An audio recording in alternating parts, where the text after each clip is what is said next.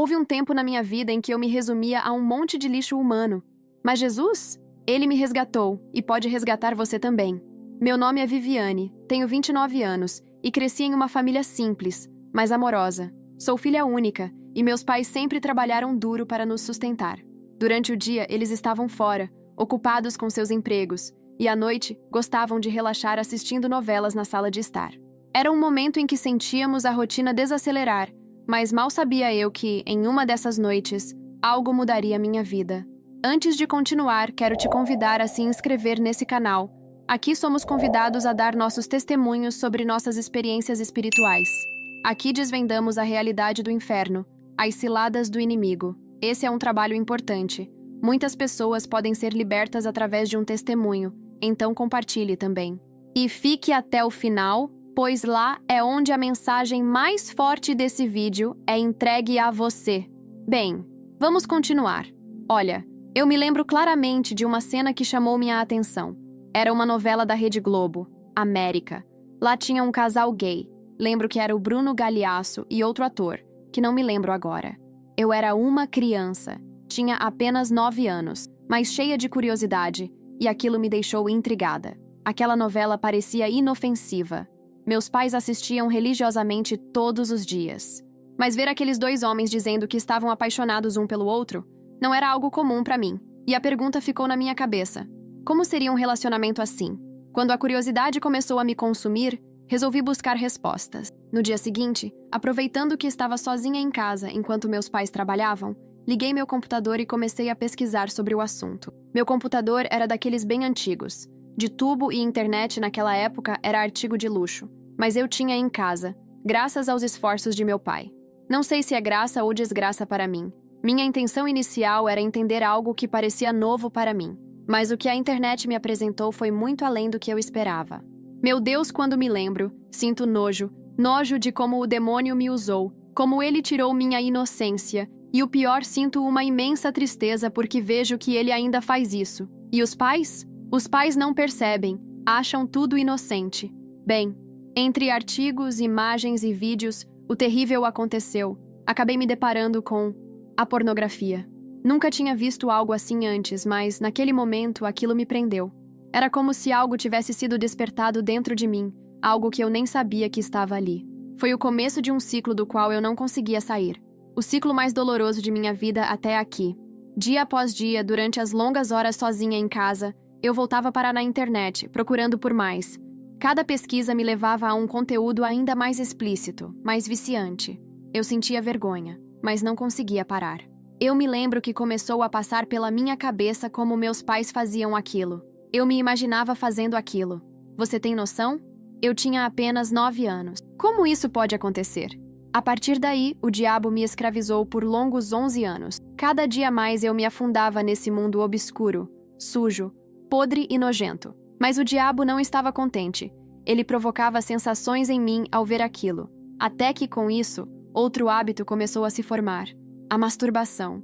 No início, parecia algo que me ajudava a lidar com a curiosidade, mas rapidamente se tornou incontrolável. Era como se aquilo tivesse se tornado um refúgio, uma forma de escapar da solidão.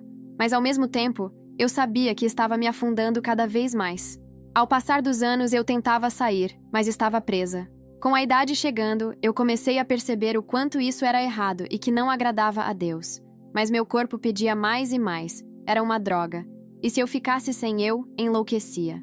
Lembro-me de enquanto meus pais estavam na sala. Eu estava no quarto trancada, consumindo isso e me masturbando. É estranho dizer, mas cada vez que eu me tocava o prazer era mais viciante. Eu comecei a usar a masturbação para tudo. Estava feliz, corria para o banheiro. Me frustrei. Eu ia para meu quarto. Parecia que me tocar era um remédio calmante. Mas eu sabia que era errado, nojento e sórdido. E então me sentia culpada e fracassada por não me controlar. Ninguém sabia disso, apenas eu e Deus. Quando me lembro que Deus está em todo lugar, eu me envergonho profundamente do que fiz. Se eu tivesse essa consciência antes, talvez eu não teria caído nesse submundo.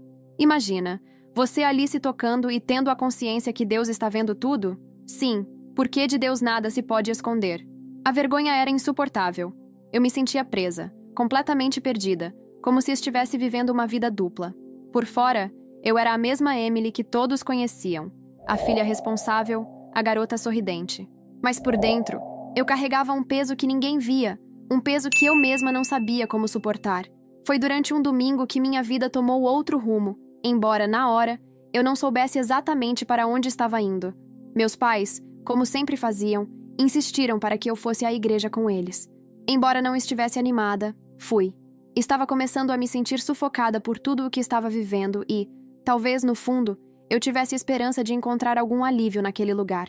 A igreja estava cheia, com bancos ocupados por pessoas que pareciam felizes e realizadas. Eu me sentia deslocada, como se minha culpa fosse visível para todos. Quando a pastora subiu ao púlpito, percebi que ela era firme em suas palavras. A pregação começou com um tom de exortação, como se estivesse direcionada diretamente a mim.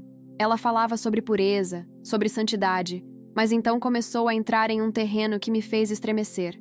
A pastora começou a condenar a prática da masturbação. Sua voz era clara, forte, e cada palavra parecia perfurar meu coração. Ela não suavizou suas declarações. Disse que aqueles que se entregavam a esse pecado estavam abrindo as portas do inferno para si mesmos. Deus odeia o pecado sexual, e aqueles que permanecem nele não verão o reino dos céus. Ela declarou com veemência. Enquanto ela continuava, eu mal conseguia olhar para o púlpito. Meu rosto queimava de vergonha, e minha mente repetia suas palavras como uma sentença. Ela parecia saber exatamente o que eu estava escondendo, mesmo que fosse impossível. Eu senti como se estivesse completamente exposta diante de todos. Por um instante, imaginei que as pessoas ao meu redor sabiam o que eu fazia quando estava sozinha, que poderiam ver minha sujeira e minha culpa. A pregação terminou, mas eu estava paralisada. Minha mente estava em completo caos. Não conseguia enxergar nenhum vislumbre de esperança. A pastora falou sobre o perdão de Deus, mas suas palavras de condenação foram muito mais fortes. Quando saí dali, me senti como se uma pedra tivesse sido colocada sobre o meu peito, pesada e impossível de carregar. No caminho de volta para casa, meus pais conversavam sobre a pregação, mas eu mal conseguia ouvi-los. Meus pensamentos eram sombrios. A vergonha que eu já carregava agora parecia insuportável. Eu me sentia completamente condenada, como se não houvesse mais redenção para mim. As palavras da pastora ecoavam na minha mente, cada uma como um golpe. Você não verá o reino dos céus. Foi naquele momento que a desilusão tomou conta de mim.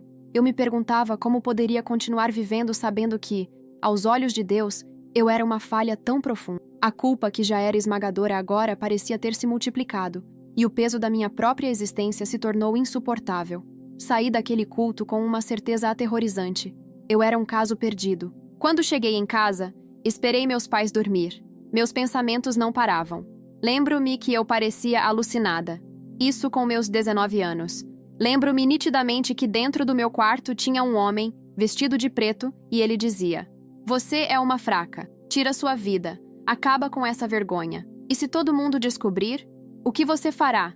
Não há mais salvação para você? Acabou. Acaba com isso agora." E eu? Eu falava com ele. Ele era real.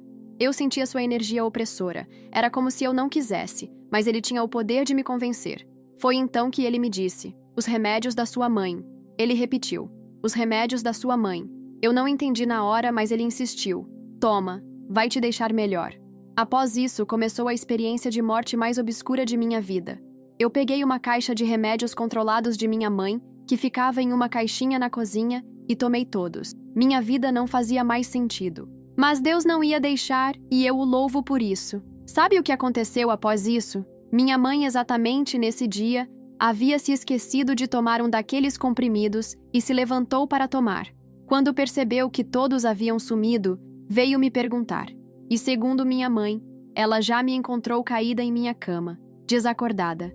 Ela disse que imediatamente se deu conta do que havia acontecido. Então ela se ajoelhou e clamou a Jesus: "Senhor, se salvar minha filha, eu me entrego completamente a ti." E então, bem, eu acho que Deus ouviu suas preces. Ela chamou o socorro. Eu fui internada. Fiquei em coma por longos 7 dias. Ela me disse que ficou dia e noite ao meu lado, só orando, incessantemente. Bem, mas o que eu quero relatar é o que aconteceu nesses 7 dias, em que estava morta para a vida, mas viva no inferno. Assim que apaguei para a vida, acordei em um lugar tenebroso, quente, como se o próprio ar estivesse em chamas. Não conseguia ver muito além de um horizonte turvo, mas a sensação de sufocamento era inconfundível. O calor era insuportável, como se estivesse sendo queimada por dentro. Era um lugar de sofrimento, de agonia eterna, onde não existia alívio. Cada respiração era uma luta, e cada movimento trazia um peso maior sobre minha alma. A angústia era tão intensa que mal conseguia pensar. O som de gritos distantes parecia ecoar em todas as direções, mas não podia ver de onde vinham. Eu sabia onde estava, sem dúvida. Quando fiz o que fiz, sabia que aquele era o meu destino, um destino que eu mesma tinha escolhido. Cada passo que dei em direção à tentação me conduziu até ali. Eu sabia o que era errado, mas cedi. Cada vez que cedi ao pecado, cada vez que me deixei levar pela culpa e vergonha, estava me afastando de Deus. Eu sabia que, de certa forma, aquele lugar era a consequência das minhas ações, mas não imaginei que seria tão devastador, tão insuportável. A realidade do inferno não era como eu imaginava, era infinitamente pior. O calor, a dor, a solidão, a desesperança. A sensação de que nada ali poderia ser consertado. A dor era perpétua, sem fim. Em cada parte daquele lugar havia almas perdidas como eu. O sofrimento delas não era apenas físico, era algo mais profundo, espiritual, psicológico. Havia um peso sobre elas, algo que esmagava suas existências, como se estivessem sendo consumidas por dentro. Seus gritos eram como rugidos de terror, como se estivessem pedindo perdão, mas não havia escapatória. Não havia alívio. Eu via rostos conhecidos, pessoas que eu já havia conhecido em minha vida, e sabia, no fundo, que elas também estavam ali por causa de suas escolhas. Elas estavam presas em um ciclo eterno de arrependimento, um ciclo que não teria fim. De repente, uma figura surgiu das sombras. Era um homem, de capa preta, mas seu olhar não refletia bondade, muito pelo contrário. Seu olhar era frio, vazio, cheio de desprezo. Ele me observava com um prazer sombrio, como se estivesse esperando por este momento, como se já soubesse que eu chegaria ali. Não era preciso palavras para eu saber quem ele era. Ele não precisava se apresentar. Sua presença já dizia tudo. O diabo, o inimigo das almas, o mestre da destruição. Ele se aproximou de mim e com um sorriso macabro disse: "Bem-vinda." E logo sua aparência começou a mudar. O homem se transformou diante dos meus olhos. Sua face se distorceu, e quando a transformação terminou, ele estava diante de mim em sua forma verdadeira, horrível. O diabo, o ser que havia trabalhado tanto para me seduzir até aqui. Ele não estava apenas satisfeito em me destruir, mas em me mostrar o quão facilmente ele havia conseguido. Ele não tinha misericórdia. Seu olhar era de triunfo, como se ele tivesse vencido mais uma batalha. "Viu?" Ele disse com uma voz venenosa. "Eu te convenci. Não foi tão difícil assim. Você caiu, como tantas outras. O que começou com curiosidade e prazer, levou você até aqui. Agora você é minha. E é para sempre." Seu sorriso era triunfante, mas também havia um prazer tortuoso em suas palavras. Ele se deliciava com minha dor, com o sofrimento que eu estava vivenciando. Então, ele começou a me mostrar mais. Como uma visão, imagens começaram a se formar ao meu redor, como se eu estivesse vendo a realidade do inferno de uma perspectiva mais ampla. Não era apenas o fogo que ardia, não era apenas o sofrimento físico. O que eu via eram almas sendo atormentadas de maneiras mais sutis, mais profundas. O sofrimento psicológico era o que as destruía. Elas estavam presas, lutando contra a culpa, contra o arrependimento, mas sem poder mudar nada. Era um sofrimento eterno, sem a possibilidade de redenção. O diabo me mostrou algo ainda mais sombrio. Ele falou com um orgulho que me causava repulsa. "Eu não estou aqui apenas para destruir. Eu estou aqui para aprisionar as almas. Eu tenho um plano: a pornografia e a masturbação. Deus criou os desejos e eu deturpei. Esse pecado é parte de um plano maior, algo que está se espalhando como uma praga. E eu sou o semeador." Então ele riu. Um riso horrível, nojento. Ele então disse: "Emily, não é apenas uma questão de prazer, é uma questão de destruição. Eu implanto a pornografia nas casas, nos lares, nas famílias. Filmes, novelas, músicas. Eles são meus aliados. E ninguém vê. Todos estão distraídos. E o alvo são as crianças. Aquilo foi me dando repulsa e muita, mas muita culpa." Ele continuou: "Por que vós se acha que cada dia mais há mais pornografia explícita e exposta de forma fácil na televisão?" Então ele falou: "É para pegar as crianças, Emily. Eu peguei você. Você só tinha 9 anos. E então, Eu me lembrei nitidamente qual a porta eu havia aberto e dado brecha para ele entrar em minha vida. Eu me lembrei exatamente da cena que vi na televisão. Era como se eu revivesse aquele momento. Mas eu sentia minha carne se rasgando, uma dor insuportável. As palavras dele me cortaram como facas. Como ele ousava falar sobre as crianças dessa maneira? Onde estava Deus que deixou esse monstro me corromper? Eu me questionava. Eu não queria acreditar. Mas, ao mesmo tempo, eu sabia que o que ele dizia fazia sentido.